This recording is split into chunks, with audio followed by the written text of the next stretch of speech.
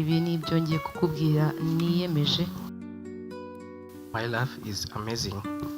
Urukundo rwanjye kuri wowe ni nyakuri. Lovely and blessings to stand here. Birashimishije kuba hano uyu munsi kandi n'umugisha udasanzwe. On the days of our wedding.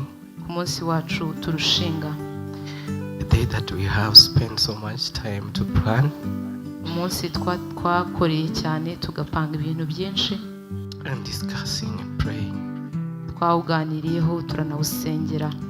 We stand in front of our dearest family and friends. Duhagaze imbere y'imiryango yacu n'inshuti. Publicly sealing this lifelong commitment together. Twiyemeza kubana akaramata. This life commitment together, I make the choice to hold fast to you as my wife.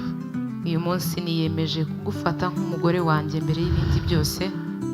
I vote to be loyal to you and remain faithful to you as my bride. Ndahamya ko nzakubera indahemuka nk'umugabo wawe.